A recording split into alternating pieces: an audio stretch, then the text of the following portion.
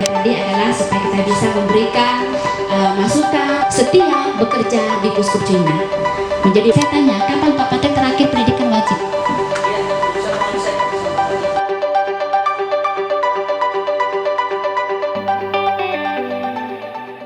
Tadi adalah supaya kita bisa memberikan masukan dan kemudian pemikiran-pemikiran baru, ide-ide baru supaya tahun 2025 yang lebih menantang bisa kita lewati dan bisa juga kita ikuti irama dan hal-hal yang memang harus kita perbaiki dan kita sesuaikan.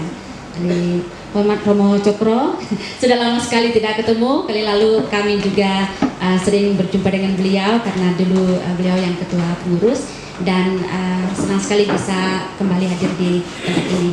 Baik, yang pertama, apakah Bapak dan Ibu pengurus, Romo Bapak dan Ibu pengurus sudah hadir semua? Ada yang belum hadir? Semua hadir ya? Baik, kemudian teman-teman manajemen? Semua hadir? Satu sakit.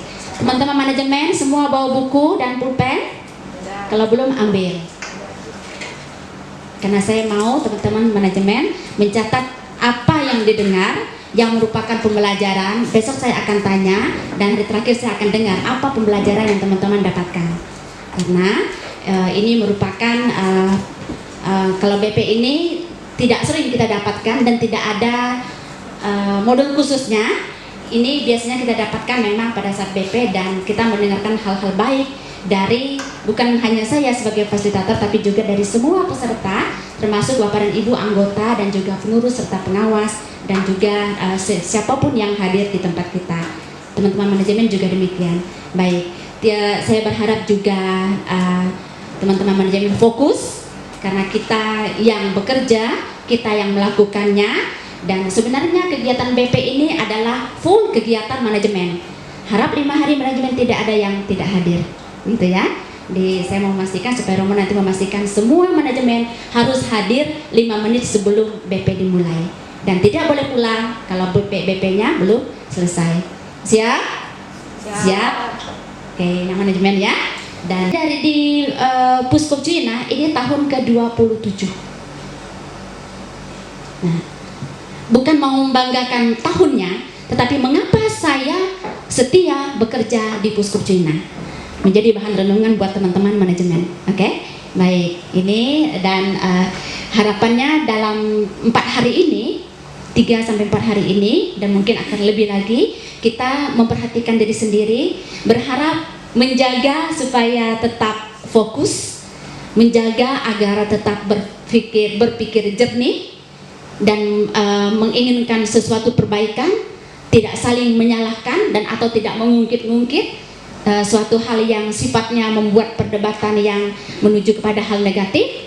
Kemudian jaga juga minum dengan baik supaya kita tetap segar dan sehat. Jangan sampai setelah BP itu pada tepar dan kemudian mengatakan saya sakit, gitu kan? Gara-gara Ibu Serafin datang diangkat. Saya tidak ingin menjadi sesuatu yang membuat kita menjadi sakit setelah BP. Kemudian perhatikan juga hal-hal di lingkungan kita supaya kita bisa menjaga situasi. Ini tentang K3. Baik, sudah siap untuk memulai? Halo? Oke, nah kita santai, tetapi kita tetap harus fokus dan kita melaksanakan berbicara bersama-sama. Nanti kita juga mengerjakannya bersama-sama, berpikir juga bersama-sama. Karena ini adalah miliknya CU Darsi Sepok, bukan milik saya, bukan miliknya Puskup Cina. Dan apabila nanti berhasil dengan baik, itu yang bangga adalah pengurus, pengawas, manajemen, dan anggota, gitu. Nah, tujuan lokakarya BP kita di 4 hari ini, yang pertama, nanti kita akan melakukan dan sepanjang 4 hari kita akan melakukan pendalaman pengembangan CU jaringan Puskup Cina. Seperti Bapak dan Ibu tahu, mungkin yang sudah menjadi komite dan sudah sering mendengar tentang Puskup Cina, di Indonesia kita memiliki 46 kredit union. Salah satunya CU Darsi Sepok. Di Papua ini kita punya 3, Darsi Sepok, Sinar Papua Selatan, Papua Sinar dan Mambuin di Manokwari. Jadi ada 3 gitu. Nah, ketiga CU ini merupakan hal penting dan juga menjadi perhatian penuh bagi kami di daerah Papua, yang lainnya di wilayah lain.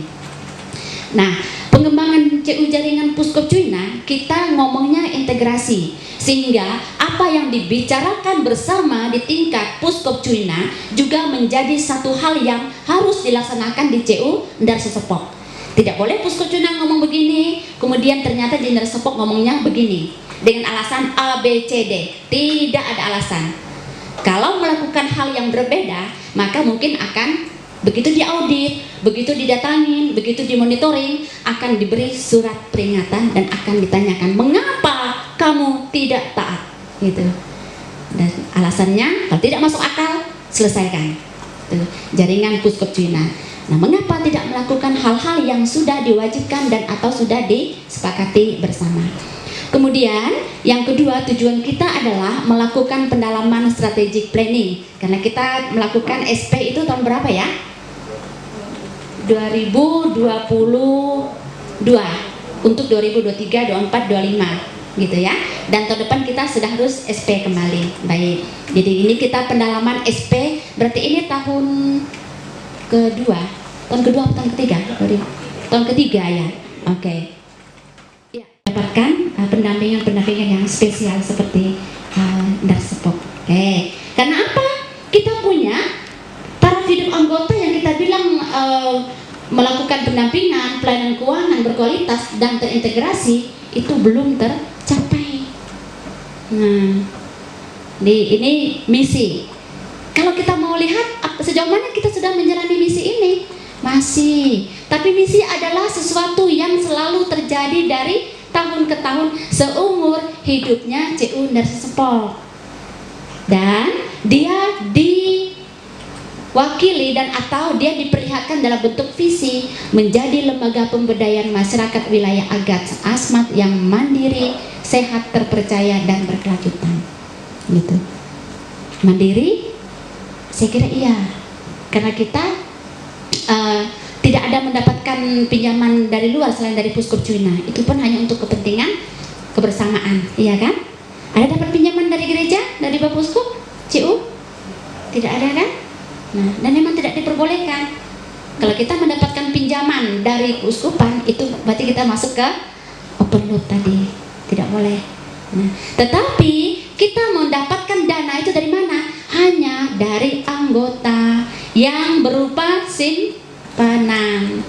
Nah, maka kita memiliki berbagai macam produk simpanan. Dari SCCU dia mensyaratkan 5 sampai 11 sampai 15, tapi kita tidak perlu harus sampai maksimal. Kita punya 5 saja itu sudah sangat baik, asal itu benar diakses oleh anggota dan benar bermanfaat bagi anggota. Gitu. Halo? Oke, kalau saya agak cepat dan atau kurang jelas, boleh langsung angkat tangan. Nah, terpercaya kita harus merasa bahwa benar-benar masyarakat di sini mengatakan CU Ndar Sesepok satu-satunya lembaga keuangan yang terpercaya. Kalau kita ingin anggota terpercaya, anggota mempercayai kita, maka kita harus lebih dahulu mempercayai CU. Kita harus rajin setiap bulan sesuai dengan MO kita. Simpanan manajemen pengurus pengawas itu harus 50% di atas rata-rata. Tidak boleh melakukan hal-hal yang sifatnya merugikan anggota, lembaga, dan diri sendiri. Kalau merugikan ya tentu lama-lama kita sendiri yang akan rugi. Secara pekerjaan saya harus sesuai dengan nilai-nilai CU Ndar Sesepok. Apa tadi? Disiplin. Saya ingat tuh disiplin. Jujur, ulet, tekun, setia, ada kan? Ada 5 ya. Setia, ulet, tekun, jujur, disiplin. Oke. Bawalah itu ke dalam keseharian kita sebagai seorang aktivis, sebagai seorang pekerja, pengurus, pengawas. Maka ketika Paulus mengatakan program kami melakukan audit di CU Ndar Sesepok, pengawas bilang 1 bulan 1 kali lakukan pengawasan sesuai dengan standar pengawasan. Walaupun pengawas baru misalnya, Bu, kami tidak paham dengan pengawasan, ikut pelatihan dan atau meminta coaching atau bantuan. Kira-kira manajemen bantu dong, bagaimana caranya kami mengawasi dari sini, bagaimana cara kami mengawasi laporan keuangan yang ada di sini. Kami tidak paham, tolong bantu kami caranya bagaimana. Hei, kata manajemen bilang, kamu jabatan pengawas. Bilang, masa mengawasi saja tidak bisa? Itu manajemen yang kurang ajar kayak gitu. Kalau persis saya ya. Nah, kamu sebagai manajemen kerjanya sudah belasan tahun. Ciundar Sepok sudah berapa tahun, Romo? 18, 15. Kamu sudah dari tahun 1 sampai tahun ke-15 di Ciundar Sepok. Tentu saja kamu paham A sampai Z. Tentu saja kamu mengerti ini masukan, ini keluaran, ini biaya, ini kewajiban, ini aset. Tapi kan pengawas kan baru tahun pertama, dia tahu apa. Dalam arti memang dia butuh pendampingan, dia butuh pembelajaran. Bapak, kalau manajemen yang baik, Bapak, ini kita punya laporan keuangan terdiri ini. Nah, kami sudah melakukan ini, tapi kami membutuhkan Bapak sebagai pengawas untuk membantu kami melihat kesesuaian, apakah pekerjaan kami sama atau tidak dengan aturan yang dibuat oleh pengurus. Mana aturan pengurusnya, Dek? Ini dia aturan pengurusnya. Ini yang kami lakukan, Bapak dan Ibu. Ini kami caranya begini. Bapak boleh melihat caranya ini begini. Ini harusnya begini, tapi yang terdapat di sini begini. Itu baru manajemen yang top. Membawa perubahan cara kerja yang pembelajaran yang baik bersama gitu. Terpercaya. Jadi kalau ada selama ini ada kejadian-kejadian yang isu-isu yang miring tentang Ciundar Sepok, kita sudah mulai memupuk ketidakpercayaan anggota. Kalau anggota sudah tidak percaya, maka tidak akan terjadi keberlanjutan. Nah, kayak ada satu CU yang sekarang itu kami hampir memvonis dia. Waktu 1 tahun saja diberikan. Kalau kamu tidak berubah, tidak berbenah, tahun depan keluar dari anggota Puskutjuna. Itu dalam RAT itu sudah disampaikan seperti itu. Karena kamu tidak mampu membuat anggota percaya dengan aktivitas dan atau bisnis yang ada di CU-nya. Gitu. Oke. Ujung-ujungnya menuju kepada kebangkrutan dan ketidakmampuan. Proses kegiatan kita, nanti kita akan mendengarkan dan atau melihat, mendiskusikan tentang pencapaian sasaran dan penilaian diri. Kemudian berikutnya nanti kita akan menuju kepada evaluasi program kerja. Berikutnya juga akan ada membuat taktik dan matrik dan taktik 2025. Dan pada hari terakhir kita akan melihat MPP yang sudah disediakan, mana yang akan kita kerjakan dan mana yang mungkin akan kita hilangkan dari aktivitas di tahun 2025. Oke, ini proses kegiatan kita. Nah, evaluasi kita nanti setelah ini, mengapa kita perlu melakukan evaluasi? Supaya kita melihat sejauh mana pencapaian pekerjaan kita di tahun 2024 walaupun sampai dengan bulan September. Kita nanti akan melihat kira-kira mana yang sudah tercapai, hasilnya bagus, mana yang tercapai dikerjakan tapi hanya sebatas dikerjakan, tidak ada dampaknya, tidak ada hasilnya, dan mana yang tidak dikerjakan, mana yang ditunda, mana yang batal gitu. Kemudian nanti setelah kita melihat pencapaiannya, maka akan ada analisa penyebab tidak tercapainya program kerja. Kita akan mendengarkan dan atau melihat kira-kira apakah alasan ketidakmampuan untuk menjalankan pekerjaan itu adalah hal-hal yang benar bisa diperbaiki dan atau karena pikiran kita sendiri.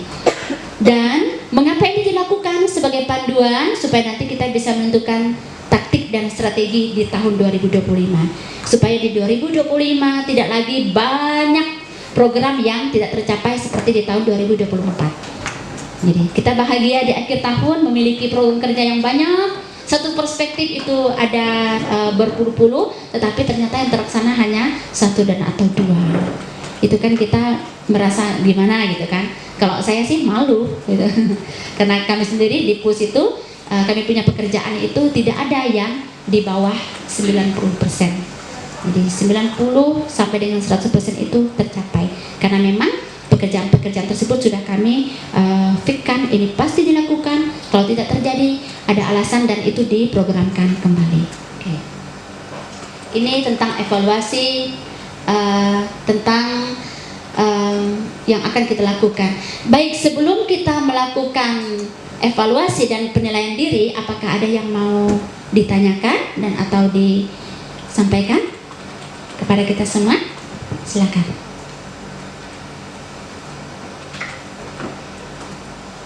Masih dingin? Atau belum melihat ya kedalamannya ya? Oke. Kita lanjut. Halo. Nah, lanjut ya. Baik.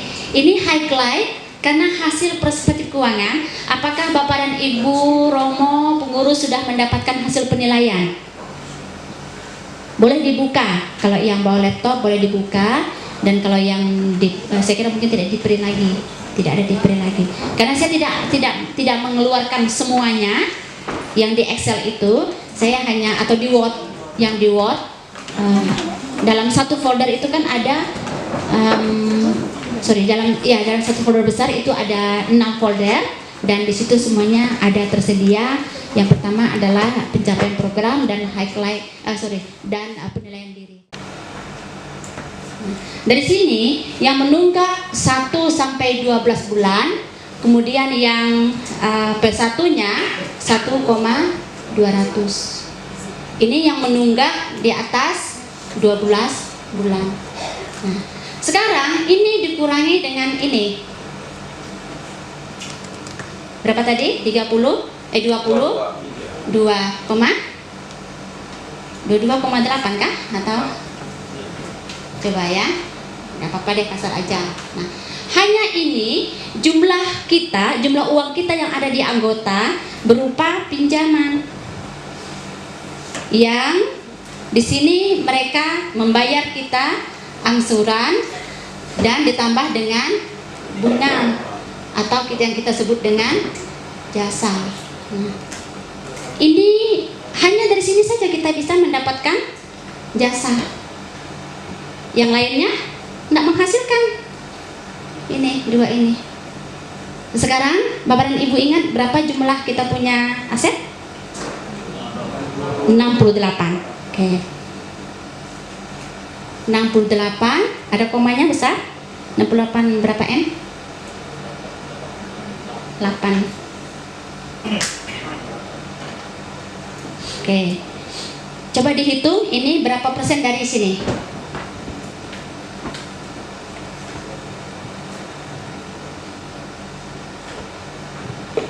22.800.000.000 berapa persen dari 68,86 86 miliar 68,86 atau 68,086? Berapa? 35 deh. Dari aset kita hanya memiliki 35% yang menghasilkan ini.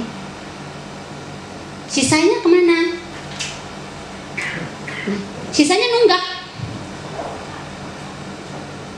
P1 dan P2 sisanya nunggak. Apakah penjelasan saya bisa dipahami Bapak dan Ibu? Oke, sehingga kita mengatakan apakah kita untung atau rugi? Rugi.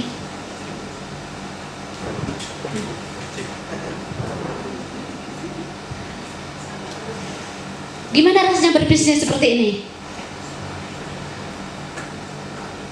Teman-teman manajemen, kira-kira dalam waktu berapa bulan kamu bisa mendapatkan gaji lagi kalau dengan kondisi seperti ini? Paling lama 6 bulan, bulan ke-7 tidak dapat gaji. Karena apa? Karena tidak mendapatkan hasil ini. Kalau saklek dengan menggunakan aturan ya, itu soal piutang. Nah, 2025 tugas kita adalah mengembalikan ini.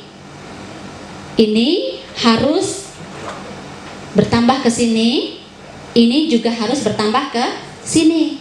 Sehingga jumlah yang menghasilkan sekarang bukan hanya 22, tapi kita ingin yang 30,9. Itu berdasarkan angka di bulan September, belum masuk ke Oktober, November, dan Desember. Oke, itu. Teman-teman manajemen merasa was-was nggak sih?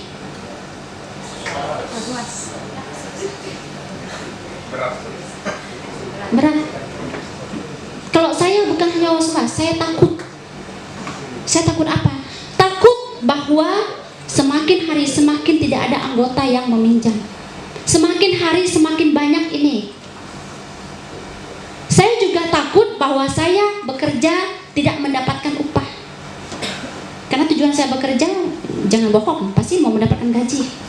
Tapi kita hanya mau gajinya, kerjanya tidak mau. Itu masalahnya. Kenapa saya bilang kerja tidak mau? Ini buktinya. Tuh. Bukti nyata loh itu. Jadi bukan saya mencari-cari bukti, ini data. Ini. Dan kita masih punya banyak nih. Kita hanya baru keluarkan 35%. Masih banyak. Berapa lagi sisanya ini? Sisanya ini ada di mana? Ada di bank.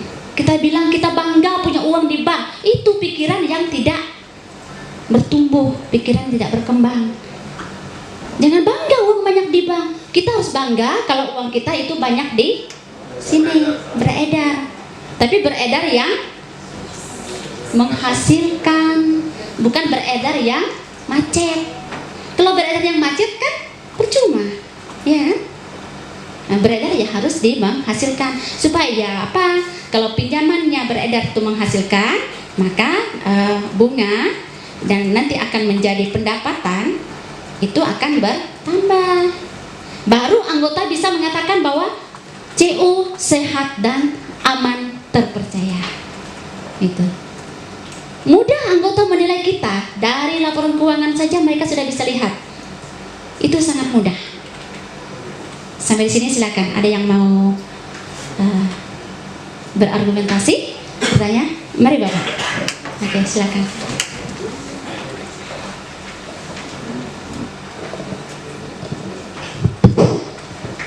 Baik, terima kasih banyak Ibu atas berbagai jalur penjelasan yang kami ingatkan pada teman-teman semua. Saya selaku anggota sekedar ingin bertanya sedikit. Jadi saya mencermati CU selama ini selaku anggota, memang ada beberapa. Dia pinjam 100 juta untuk memulai bisnis. Apa bisnisnya? Bisnisnya adalah jualan sembako di pasar sana. Saat dia melakukan mengambil pinjaman, kita memastikan bahwa apakah sudah ada rencana kerja bisnisnya Pak? Kan ada alat analisa yang untuk bisnis dan ada alat analisa yang untuk individu lah, yang bukan bisnis. Nah, ini bagaimana kira-kira prospek penjualannya untuk dalam jangka waktu berapa lama? Itu semuanya harus kita punya data. Seperti kita punya ini mempersiapkan tahun 2025. Si calon peminjam, pembisnis tadi juga harus menampilkan dia punya rencana kerjanya. Nah, kita harus memastikan bahwa berarti prospeknya bagus, dia punya modal bagus, dia punya skill bagus, dia punya pengetahuan tentang bisnis bagus, dia punya koneksi juga bagus, manajemennya juga baik, kita kasih 100 juta. Nah, saat kita kasih 100 juta, kita tidak boleh mengatakan, oh itu pasti bayar. Tidak. Kamu, manajemen, harus pergi ke sana secara periodik, memastikan benar atau tidak dia punya toko itu berjalan sesuai dengan itu. Kita lakukan itu? Tidak. Saya tahu itu pasti tidak dilakukan. Nah, apalagi misalnya seperti bangun rumah. Ada anggota yang pinjam bangun rumah? Ada. Bangun rumah itu apakah langsung begitu langsung pasang ininya tiang langsung jadi ke atas? Tidak. Berapa lama? Ada 1 bulan? Lebih. Nah, itu juga yang dimaksud dengan bagaimana kita mengawal anggota kita yang meminjam untuk membangun rumah. 100 juta dia pinjam. Apakah kita plak kasih 100 juta begitu? Harusnya tidak. Dia harus kasih tahu, saya punya memerlukan untuk dasar itu berapa. Saya punya untuk naik dindingnya itu berapa gitu kan. Nanti baru rangka atasnya itu berapa. Maka kita memastikan mana yang duluan dibangun, bawah atau atas dulu. Nah, bawah dulu. Nah kan, kemudian biasanya baru dia pasang atap atau dia naik di dinding dulu begitu. Nah, kita kawal. kita memberikannya sesuai dengan masa pembangunan. Jangan kasihnya di depan keseluruhan 100 juta, jangan. Kenapa? Bisa jadi memang 40 jutanya untuk dasar, nanti sisanya 60 juta entah dia lewat di pasar, dia lihat ada sesuatu, ada kulkas, dia beli kulkas, tidak jadi, rumah tidak ada atap. Gitu. Karena belum saatnya dia bangun atap, kita sudah kasih uangnya. Gitu. Jadi strategi-strategi seperti itu harus dimiliki oleh kita. Nah, jadi memang tidak bisa kita langsung begitu pinjaman diberikan, kita bilang sudah pinjaman beredar sudah sekian, target kita sudah tercapai 1 M pada bulan ini, selesai. Tidak semudah itu. Maka kalau manajemen itu kebanyakan berada di kantor, saya curiga itu manajemen tidak kerja. Gitu. Jadi hari-hari Anda teman-teman manajemen itu, jangankan teman-teman yang anggotanya sampai 2.700, kami aja anggotanya 46 CU, saya bulan ini cuma 2 minggu di rumah. Kemana? Pergi pelatihan pendampingan, pergi membuka wawasan teman-teman yang ada di CU.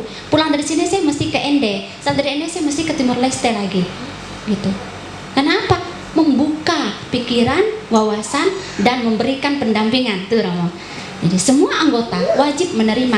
Kalau teman-teman merasa bahwa saya bekerja di CU dengan tujuan seperti itu, meningkatkan ini taraf hidup anggota, maka di kantor akan menjadi sebuah persinggahan saja. Pasti teman-teman akan pergi ke rumah anggota atau ke kelompok dan atau kemanapun di mana kita berinteraksi dengan anggota dan kita menyentuh mereka, membuka pikiran mereka, diskusi dengan mereka. Pasti CU akan semakin hari semakin kuat. Tidak ada orang yang hanya mau tinggal tunggu belas kasihan, tidak lagi. Gitu. Amin. Semoga ke sana. Cukup menjawab Romo. Baik. Mari cek.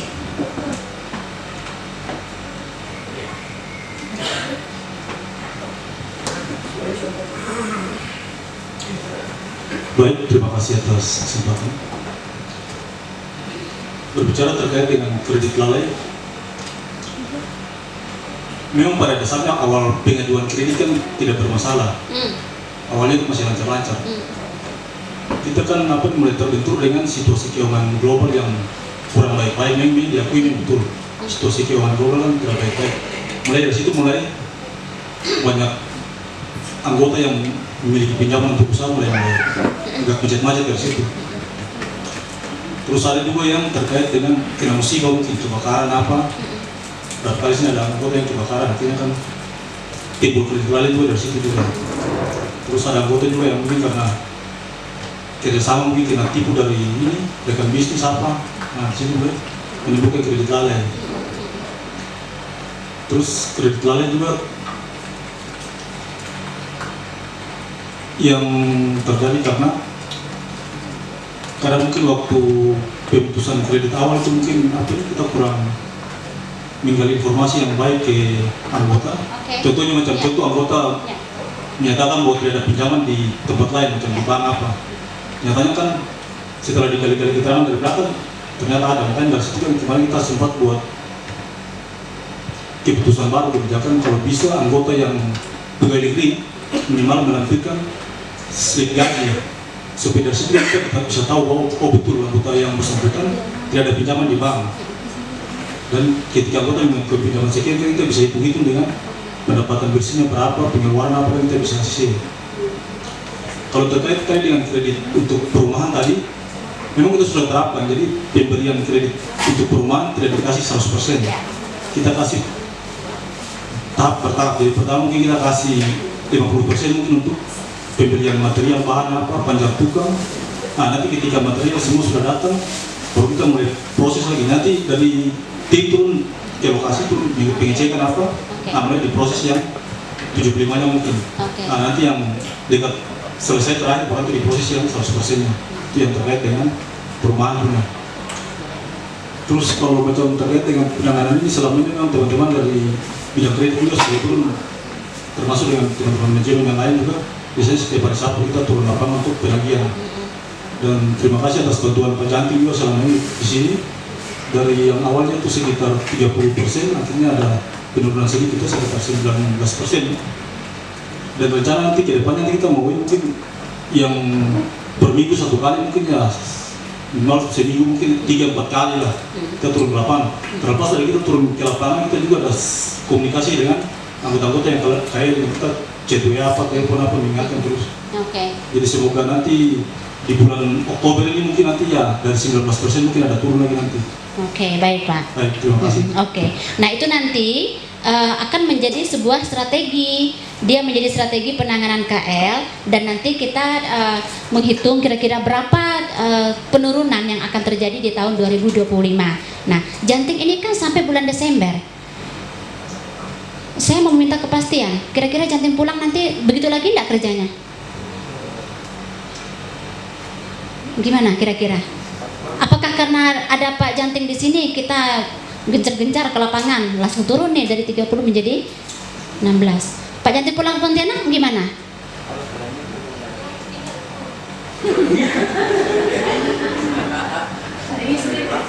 Cari istri baru di sini.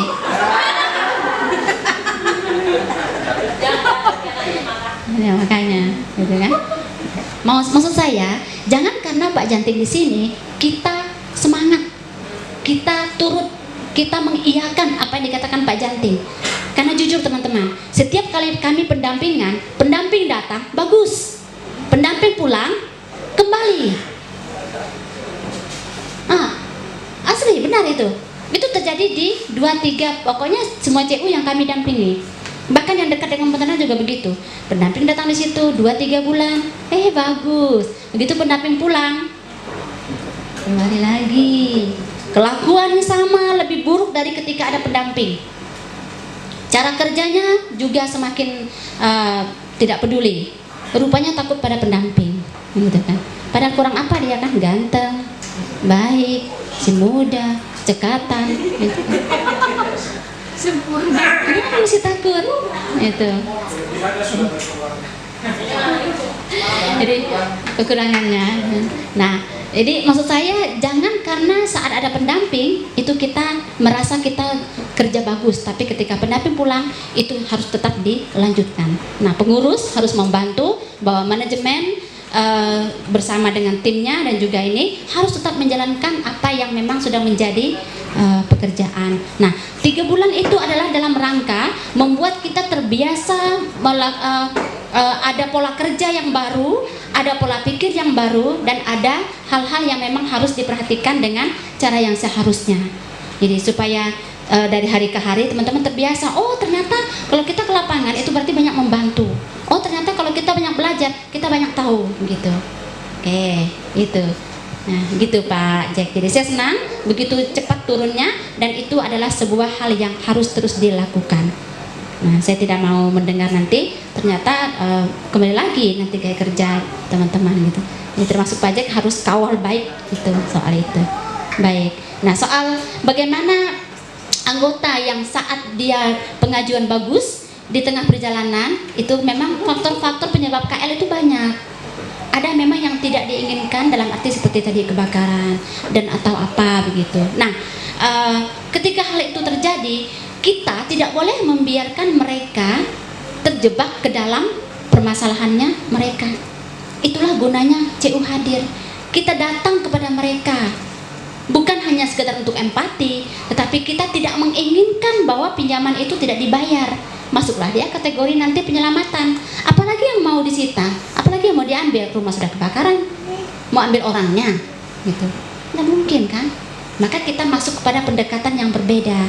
Contoh misalnya, ketika ada anggota yang sudah sulit membayar karena usahanya sudah macet dan atau mungkin karena penyebab kebakaran misalnya, apakah kita punya solusi lain?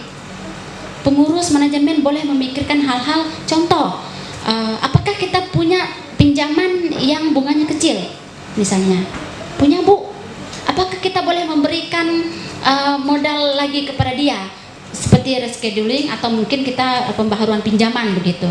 Nah, bisa dengan keyakinan atau dengan kepastian bahwa si anggota tersebut dia pasti memiliki atau mampu melakukan bisnisnya dengan baik lagi gitu. Tapi selama itu belum mampu dipastikan, tunda dulu. Kita memberikan misalnya penguatan, dan itu terjadi di hampir semua CU saya kira. Nah, yang pertama kita ingat sasaran kita itu menengah ke bawah. Nah, kemudian secara periodik kita punya aturan manual operasional atau MO atau kebijakan itu harus ditinjau. Oleh karena itu minimal 1 tahun sekali pengurus mesti meninjau aturan-aturan, di mana kita punya itu ada 12 aturan yang wajib. 12 tapi di dalamnya itu banyak sehingga satu aturan itu isinya segini. Nah, ditinjau bukan berarti baca semuanya, tapi lihat mana hal-hal yang tidak relevan lagi dengan kondisi sekarang. Contoh itu tadi, kalau misalnya banyak anggota sekarang yang memiliki simpanan, rata-rata simpanan kita sekarang itu sampai dengan 100 juta. Kalau kali lalu kita mengatakan pinjaman tertinggi itu 100 juta, maka kita harus kasih naik. Itu. Jadi harus disesuaikan dengan kondisi sekarang. Mengapa? Ternyata anggota kita semakin hari semakin sadar bahwa menabung itu penting untuk masa depan. Ketika ada anggota yang meminjam banyak juga, kita memperhatikan kira-kira berapa tren pinjaman yang memang sesuai untuk anggota di sini, sehingga kita bisa menetapkan rentang pinjaman dari maksimalnya kita berikan pinjaman adalah misalnya sebesar 200 juta. Tentu kalau dia pinjam 200 juta maka simpanannya minimal berapa begitu. Tapi kalau dia pinjam di atas 200 juta itu CUNS masih belum memperbolehkan. Contohnya begitu ya. Karena apa? Karena target kita itu bukan pinjaman yang di atas 200 juta, tapi maksimal 200 juta supaya banyak anggota bisa memanfaatkan pinjaman dan mereka bisa mendapatkan sesuai dengan keperluan mereka. Tetapi diimbangi dengan jumlah simpanan. Gitu Bapak. Oke. Selanjutnya, ketika ada anggota yang tidak berkontribusi, dikatakan anggota mereka simpan rajin, ya kan? Nah, simpan rajin tapi mereka tidak pinjam. Nah, tidak boleh juga kita tidak menghargai mereka. Karena apa? Untuk memberikan pinjaman kepada mereka yang lain, yang tadi simpanannya misalnya 50 juta, dia pinjam 70 juta, 20 juta ambil dari mana? Ambil dari simpanan. Kemungkinan dari simpanan anggota yang belum pinjam tadi.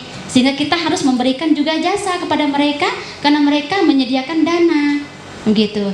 Sehingga tidak boleh kita juga tidak menghargai mereka dengan tidak memberikan jasa. Tetapi untuk mereka kita boleh memberikan jasa 50% dari mereka yang ada pinjaman. Umumnya seperti itu dilakukan. Jadi kalau misalnya dia pinjam, dia simpan dan dia pinjam, dia berhak mendapatkan jasa simpanan 4%. Tetapi kalau dia simpan saja tidak pinjam, maka dia punya jasa simpanan 2%. Biasanya begitu, dan itu terjadi. Kami mengalami, saya tidak punya pinjaman di satu CU, mohon maaf, saya menjadi anggota di beberapa CU, ada 3-4 CU begitu, dan ada tidak pinjam di satu CU, maka saya mendapatkan bunga simpanan itu 50% saja dari anggota yang pinjam. Bu, kenapa tidak pinjam? Karena saya saya hanya pinjam di satu CU saja supaya tidak memberatkan saya begitu. Gitu. Bisa diterima? Bisa ya? Oke, baik. Terima kasih. Oke. Pak Jack dulu, Ibu sudah pegang mic, mari silakan. Baik, terima kasih atas kesempatannya. Terkait dengan persoalan anggota yang tidak meminjam, pada dasarnya sebenarnya itu karena anggota tidak paham tentang ber-CU. Makanya anggota tidak paham, maksudnya ini mesti ber-CU untuk apa? Untuk menabung saja atau gimana? Jadi sebenarnya kemarin kita sudah minta teman-teman di kredit untuk data anggota-anggota yang punya simpanan besar dan tidak memiliki pinjaman. Rencana nanti kita akan ketika turun penanganan KL di lapangan, sekalian kita langsung kunjungi anggota-anggota yang punya simpanan besar. Jadi nanti kita akan tawarkan pinjaman kepada mereka. Apabila mereka tidak mau, kan kalau tidak salah minggu kemarin sebenarnya kita ada pertemuan pembahasan di pengurus. Rencana bulan depan nanti kita mau rapat terkait dengan penurunan bunga untuk anggota yang tidak pernah melakukan pinjaman.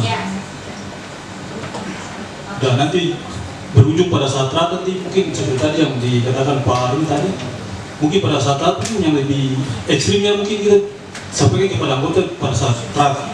Kalau anggota yang punya simpanan dan tidak melakukan pinjaman, bagaimana kalau kita melakukan tidak diberikan bunga simpan? Kalau yang ini kan kita perlu pusat pembicaraan untuk menurunkan bunga simpanan. Bagaimana kalau lebih ekstrim lagi, anggota yang punya simpanan di CU dan tidak melakukan pinjaman, bagaimana kalau kita tidak melakukan bunga simpannya? Biar maksudnya berimbang juga, karena maksudnya kan anggota seperti itu kan tidak menghidupi lembaga. Di mana kan kita tahu bahwa lembaga hidup karena ada operasional yang harus dikeluarkan apa, gaji apa-apa. Dan kalau macam anggota tidak melakukan pinjaman, bagaimana lembaga mau hidup kalau macam seperti begitu? Oke. Padahal saat terat yang tahun 2023 kan sudah sampaikan. Jadi dari total jumlah anggota yang sekitar 2.500 sekian, ya hanya menghidupi lembaga sekitar 500 lebih.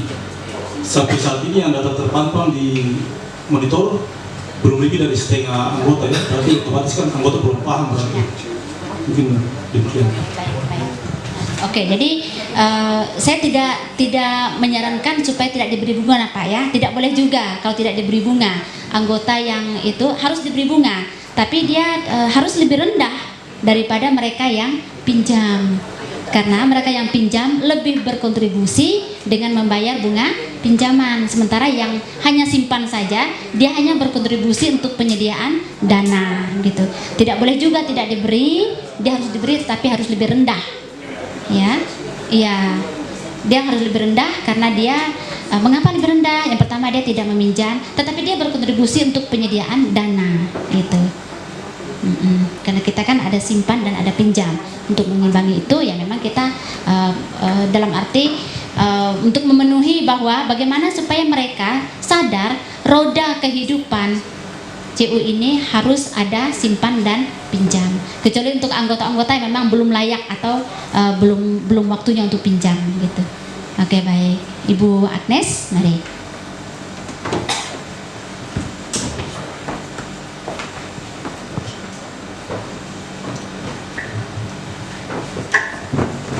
Baik, terima kasih Ibu. Saya bantu menjawab pertanyaan dari Pak Patrik tadi terkait dengan pemberlakuan bunga simpanan. Seperti yang tadi jawaban Pak J, sebenarnya kita sebagai pengelola kalau rajin membaca itu ada sebenarnya sudah diatur di situ di Poljak atau produk dan pelayanan bagi anggota.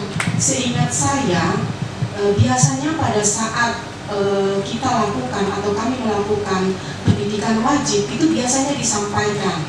Kalau minta maaf kalau para pengurus biasa mengikuti dinamika pada saat pendidikan wajib itu ada slide yang menampilkan dan disampaikan ke seluruh anggota maupun calon anggota yang pada saat itu mengikuti pendidikan wajib itu disampaikan.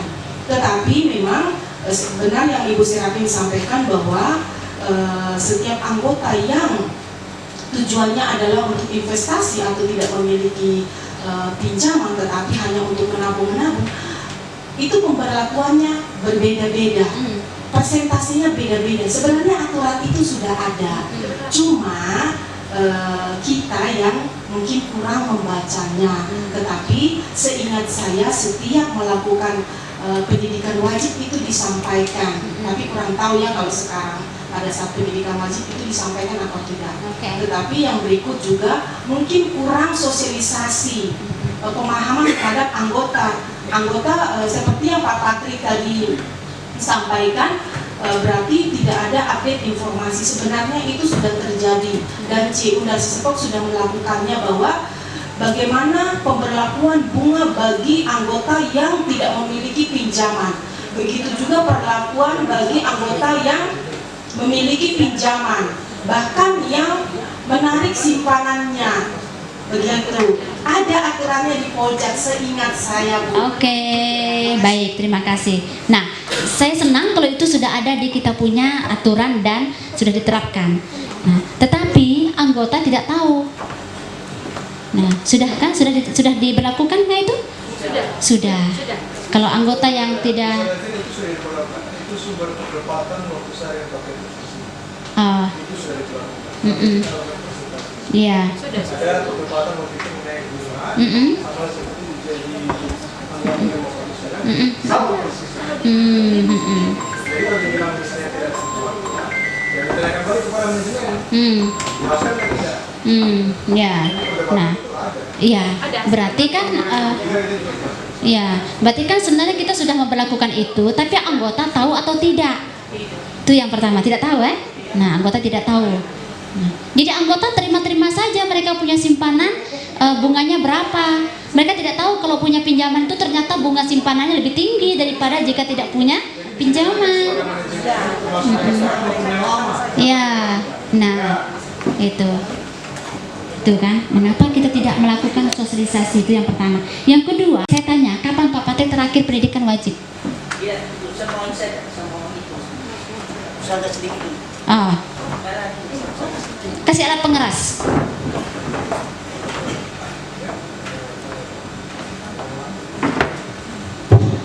Jadi maaf, bukan mungkin memang sudah pernah terjadi, tapi karena tadi dari pembahasan itu bahwa semua mengkritisi tentang Simpanan yang tinggi, simpanan tidak pinjam. anggota yang pasif, anggota yang tidak meminjam.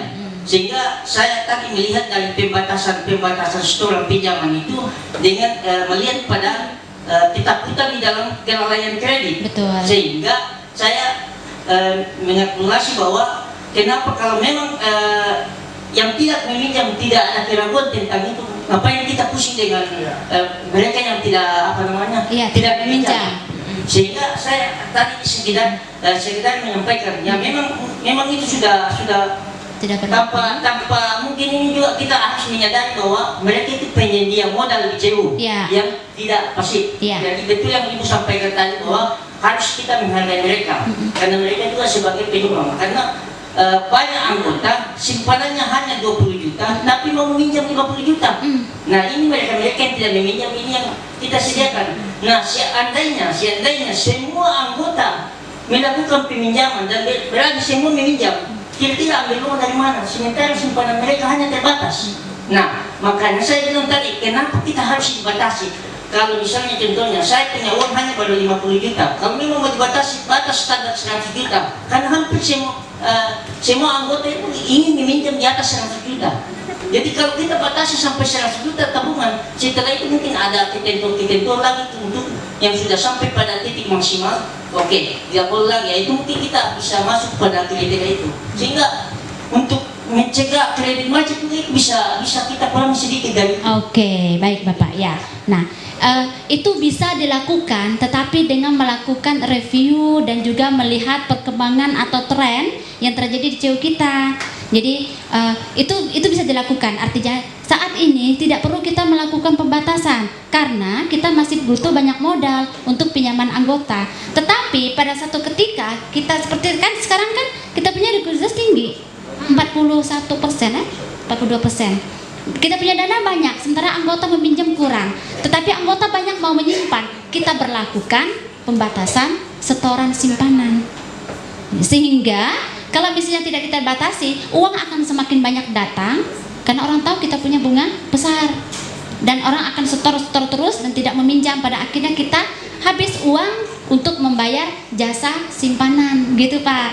Maka ada waktu kita membatasi, ada waktunya kita boleh buka itu. Saya pikir secara pribadi, misalnya saya ingin meminjam, misalnya karena saya pelaku bisnis, saya ingin meminjam misalnya 300 juta misalnya atau 200 juta, tapi simpanan saya hanya 100 juta. Saya secara pribadi saya juga malu harus pinjam modal 100 juta.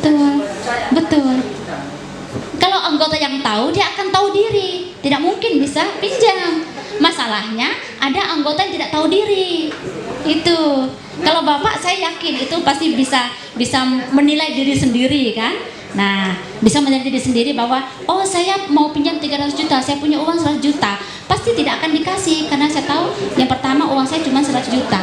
Nggak mungkin saya bisa pinjam 300. Nah, harusnya orang-orang seperti itulah yang paham baik dengan CU dan bisa ini berlaku baik di CU begitu. Gitu. Oke, sebentar Ibu, Romulino sudah dari tadi, sudah kelewatan 3-4 orang. Roma mari. Tidak, saya mau tanya yang apa? Perlakuan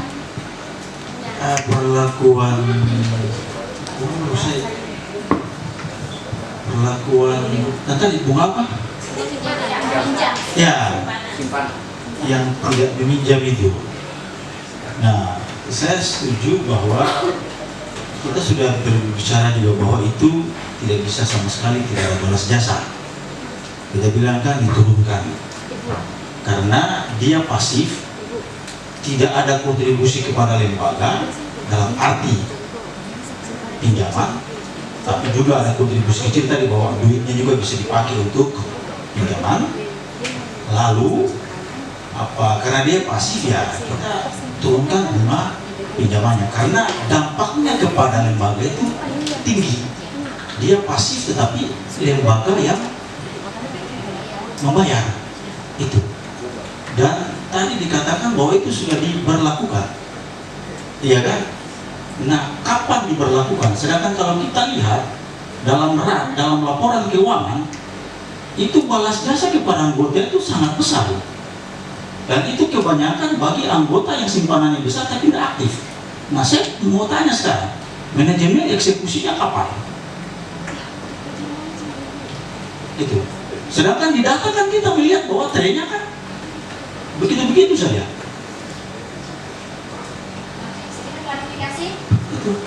Oke, saya klarifikasi untuk bunga simpanan ini sudah diberlakukan, dan itu pun sudah kita lihat bersama dengan pengurus di 4 bulanan, bahwa anggota yang tidak pinjaman waktu itu kalau tidak salah kita tunjukkan Ibu Bendahara punya, kalau tidak salah simpanannya waktu itu Ibu Bendahara tidak ada pinjaman kondisinya, dan itu kondisi simpanannya berbeda bunganya dengan ketika sebelumnya beliau pinjam. Itu kita langsung lihatkan di sistem itu. Cuman menjadi persoalan mungkin dari sudut pandang pendapatan dan pengeluaran bunga kita dari sisi bunga simpanan yang terlalu tinggi. Nah, kita tahu bersama bahwa dari jumlah anggota sendiri ini hanya peminjamnya yang betul-betul murni ini sekitar 500 orang.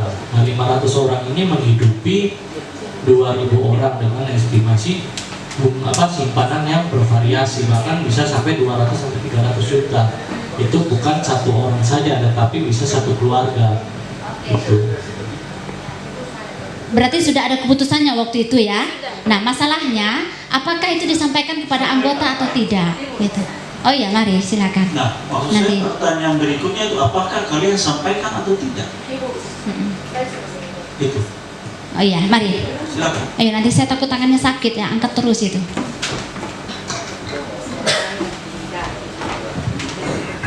Iya, terima kasih atas kesempatan yang diberikan. Mohon maaf juga saya baru hadir karena memang ada kegiatan di sekolah. Iya, mengingat pertemuan ini sangat penting, dan saya masuk ada perdebatan yang begitu sangat baik tentang balas jasa kepada anggota.